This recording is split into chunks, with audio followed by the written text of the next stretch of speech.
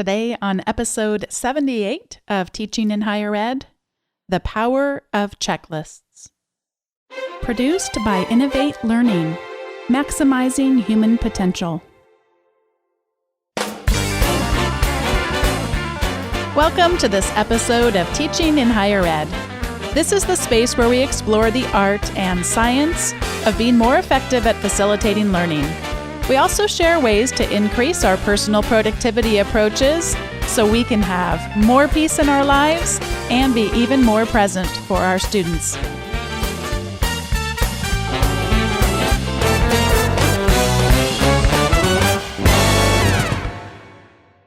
I'm having one of those days, I guess I should say weeks, okay, maybe months, where I want to change the end of that intro to not just say, have more peace in our lives to be present for our students, but also to be present for our families. I am closing out my semester and, like many of you, have that feeling of being overwhelmed and, in my case, not able to spend quite as much time as I would like with my family. But I'm happy to be checking in with you this week and sharing a bit about how I keep my head on somewhat straight for as a semester ends, but especially as I look to starting up a new one. We don't have that long of a break between our semesters, especially when I think about we will be having family come visit between Christmas and just New Year's Day, and that starts to make the schedule fill even more. So I like to be thinking ahead about that new semester even before some of my colleagues perhaps are. And one of the things that comes to mind often, I thought I would share with you today, is the power of checklists. This started back when I read Atul Gawande's book, The Checklist Manifesto. And I know I've shared about it before on the show, but I have not devoted an entire episode to it before as I am today. I would call that book life-changing, and I don't say that lightly, but I say that in two ways, really. First of all, it's a very powerful read. It went into all of these areas that I'm not familiar with, looking at checklists, how they are saving lives in medical professions, how they're saving lives, not saving lives, but building incredible architecture that has never been built before. And I suppose you could say saving lives because there are so many safety checks in those kinds of processes. But all of these areas that are not that familiar to me, it was an incredibly powerful read. I read it in a very short duration, and it really has stayed with me for such a long time. And it wasn't just powerful in terms of reading the true stories about other types of applications of checklists than maybe I'd ever imagined before, but also because it had such a strong impact on me. All of these years later, I can see that it has created meaningful change and stayed with me all this time. It's amazing the retention that I have for it in terms of what I remember about what he wrote about checklists, and then also that I have many checklists now that I use and find to be so helpful in my teaching and in my life. A couple of quotes from his book. He talks about good checklists. He says, good checklists, on the other hand, he's contrasting them to bad checklists, they're precise. They are efficient, to the point, and easy to use, even in the most difficult situations. They do not try to spell out everything. For example, a checklist cannot fly a plane. Instead, they provide reminders of only the most critical and important steps, the ones that even the highly skilled professional using them could miss. Good checklists are, above all, practical.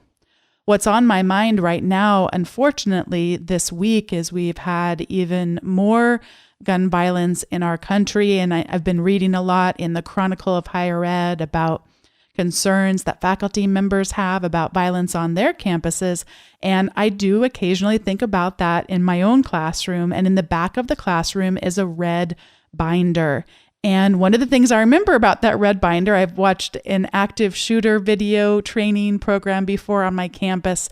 And one of the things I remember is that there's a key in there that will lock the classroom door from the inside if you want to barricade yourself in there.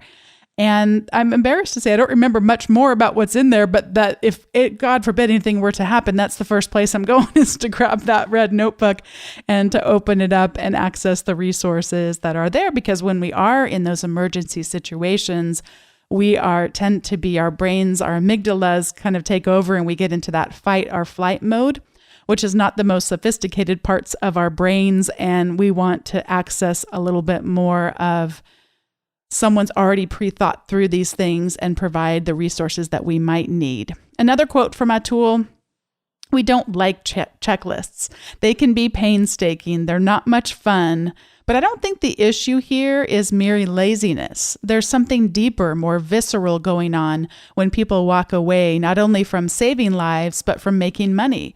It somehow feels beneath us to use a checklist, an embarrassment. It runs counter to deeply held beliefs about how the truly great among us, those we aspire to be, handle situations of high stakes and complexity. The truly great are daring. They improvise. They don't have protocols and checklists. Maybe our idea of heroism needs updating. It's a very powerful read, and again, one that has stayed with me in all sorts of matters, and not necessarily life or death matters. The rest of my references will be all made to things that aren't going to save anyone's lives, as so much of what he writes about in the book actually do. Like, he talks about how checklists are saving lives in the medical profession. And I mean, it's really powerful to read and just see the evidence that they have of that. But the rest of the podcast today is going to be more on the practical front of things we can do in our own teaching and our own productivity as faculty members. Here's a couple of definitions that I want to clarify here. I want to contrast between a to-do list and a checklist. And I want to first share that there certainly is no agreed upon definition between these two things. And I'll share with you a couple of points of view from some people that are pretty big in this area, and then I'll let you know how I distinguish between them. The website lessdoing.com clarifies that in their model, a to-do list gives you what to do, and a checklist gives you how to do it. And alphaefficiency.com talks about a checklist being a documented process for something you'll do daily, and a to-do list, something you've assembled yourself that you'll need to do at a certain point of your day.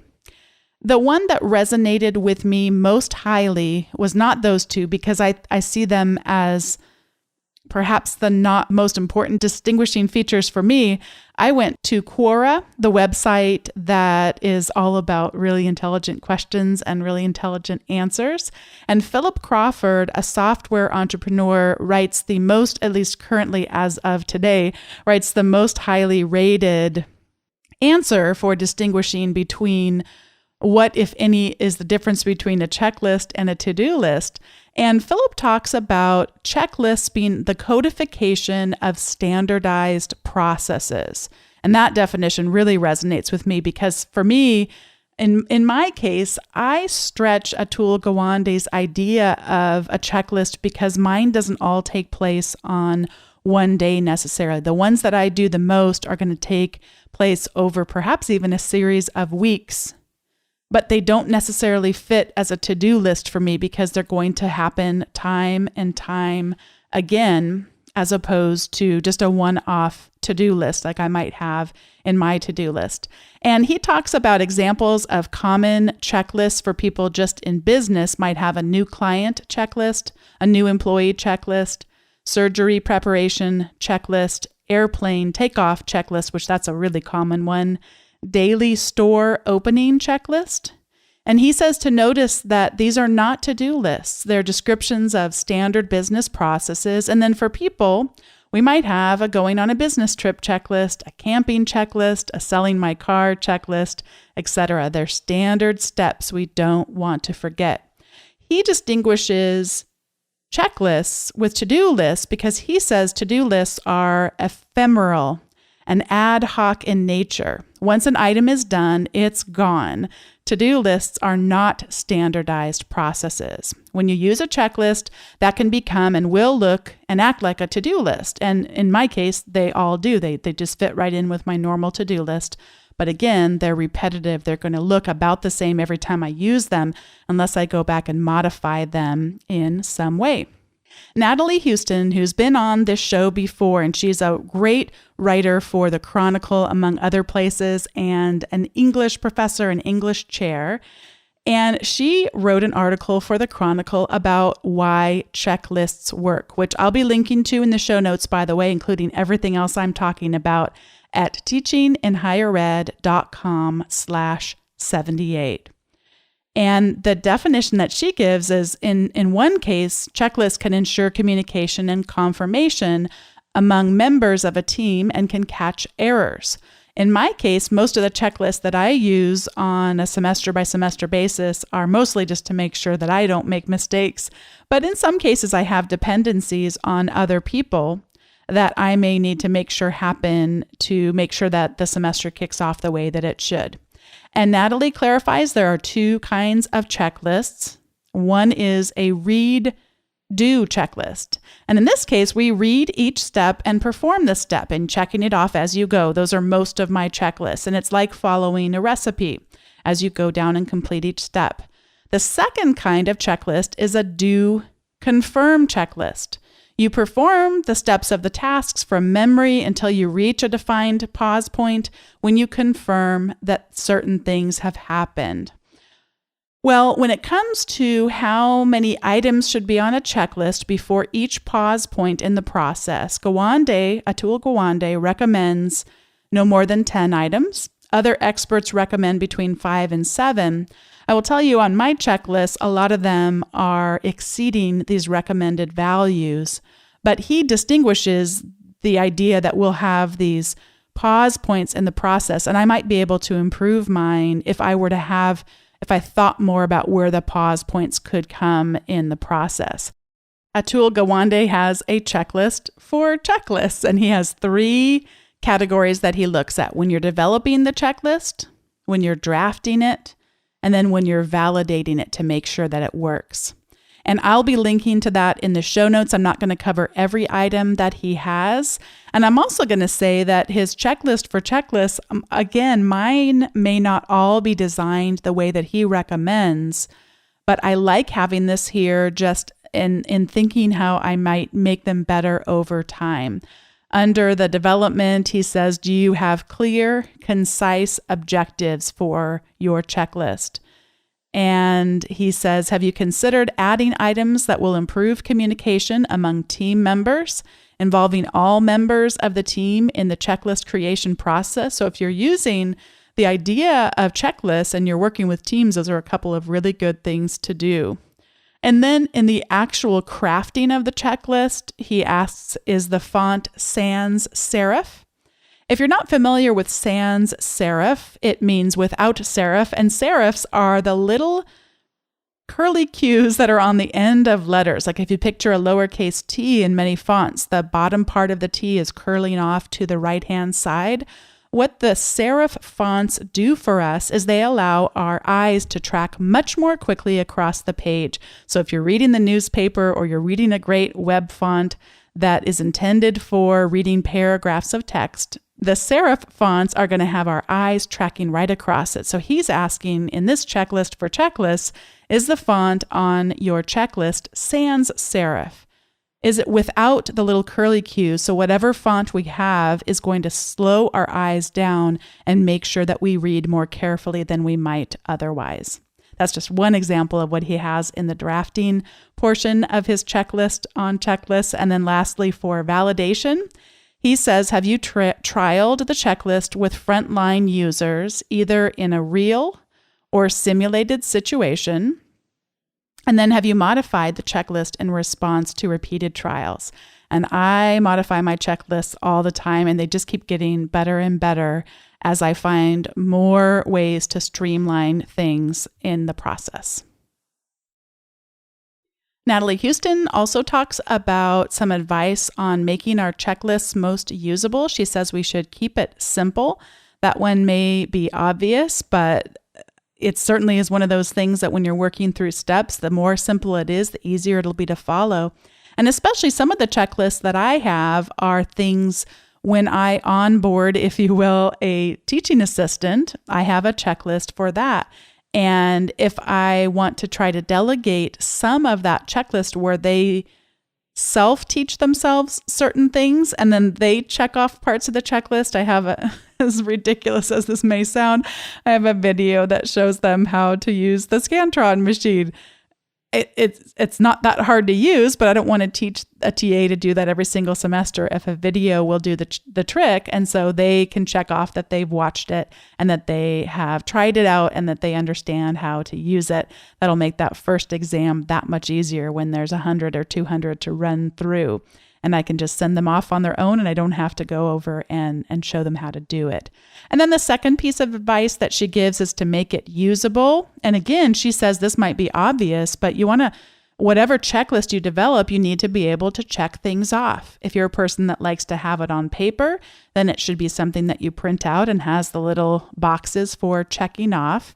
In my case, you probably could predict I am more on the electronic end of things. I used to keep it in Evernote. And Evernote does have checklist, little check boxes available inside of it. But now I keep my checklists inside of OmniFocus, which is my task manager. And I use a project template that Kurt Clifton developed where it'll create a copy of one of my projects. In this case, it's a checklist. And it'll populate it with variable content. So it'll say, what semester is it going to be? What class is it going to be? So that each little part of the checklist shows up that way. As I said, I'm getting ready for the spring 2016 semester. So I have a checklist called Prep, Semester, and the semester is in brackets. And using Kurt Clifton's script, I can have it where it just pops up and asks me what semester it's going to be. In that case, 2016 S for spring, and then it'll copy the template and it'll include that variable in there, 2016 spring, and everything else will come over. Just some of the items on that checklist are to create a weekly schedule with office hours, to email that schedule to the person in our department who needs to receive it, set up that semester in Planbook, which is my class planning software of choice. And then that's actually a big category that has some subtasks to it, like create a new file, set up a weekly template, set up meeting times for all classes, set up the major holidays. That's all under setting up the semester in my Planbook software. I also have a more macro category called update the university's website, and it has to update the semester course list because I always list the courses I'm teaching that coming semester, and then update the textbook list because there's always the information about what textbooks are needed for the classes I'll be teaching up there as well. And that's just an example of prepping the semester. I also have prepping the academic year. That's a much shorter checklist at present. It has to revise my CV and to review conference possibilities for that academic year. And then lastly, around class planning, I have a prep class semester, so specific down to the class level, and that for that coming semester. And it talks about creating the class, or I should say customizing the class shell within our learning management system to revise or review the learning outcomes, do the same thing with assignments to, as we get closer to the semester, printing class rosters / sign-in sheets, etc. And that's just an example of some of the items on that checklist as well. I have a class checklist that I will be sharing with you in the show notes at teachinginhighered.com/78. If you would like to get an example of how I go about doing this, although the one that you're looking at is the one in Evernote, and I will say I've continued to refine it even more inside of my OmniFocus task manager. I hope that you are able to put some of these practices in place regarding using checklists in your teaching and your productivity.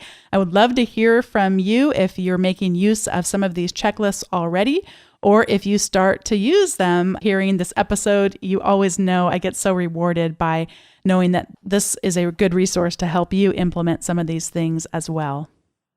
This is the point in the show where we do recommendations, and it shouldn't surprise you that I'm going to be recommending the book, The Checklist Manifesto, today. It is a fabulous read. It would be a great one for you to read over any holiday break that you have between 2 semesters. And it's a quick one, like I said, and really is likely to stick with you really well. And the second thing I'll be recommending is a new web tool that I've heard about for a while, but really just figured out a good use case for it. And it's called Trello. And Trello is actually how some people manage their tasks. It is more of a visual task planning system than other systems that you might see or be familiar with. I don't necessarily use it for tasks, but I started using it for podcast guests or potential podcast guests. And how it is built is it's built around stacks of cards. And you have lists, and I'll give the example of what I created for podcast guests. I hear a lot of times about who might be a great guest for a podcast, or I hear about a great topic. And on Trello, I now have a stack of cards actually I have a board. They call it a board. You almost might think about that as a cork board. So I have a board now called Potential Guests. And then I have under that different cards for people I'm considering inviting. I used to track this in Evernote. In fact, I haven't converted everything over yet into the Trello system. I was still experimenting to make sure that it's going to work for me. But right now I have someone who's a faculty developer that one of our recent guests said was who he considered to be the best faculty developer out there. And so, of course, my ears perked up and I put his name down as a potential guest and looked up his contact information, was able to include that. So again, there's different cards within the potential guests and they're all able to be there. And when you click and open up a card, you can have web links, you can have comments. There's an activity listing at the bottom that shares everything that's changed since you created the card. You can add other members to join in and collaborate on this card. You can have labels, you can have checklists, you can see why I brought it up. You can assign a due date to it and any attachments that you want to include on the card as well. So a lot of power within each individual card that you might put inside of Trello. And then I can just drag a potential guest over to my next stack of cards. And in this case, these are people that I have sent invites to, but I'm waiting for a reply from. I used to track this in my OmniFocus list. So I would send out an invite and then say I was waiting for a reply for so-and-so. But it's really not efficient for me to do that, because I do send out quite a few invites all at once and someone may get back to me that afternoon. I'm really surprised actually how many people get back really quick, but other people, it may take a week or two. It's much more efficient for me to have them sitting here inside of Trello. I know where everything's being tracked. And then as soon as I actually get either a yes from them or a no from them, I can drag them over to booked guests. And then I can actually drag them all the way over to aired guests. This is just one example of how Trello works. My husband has a similar workflow that he is doing for writing.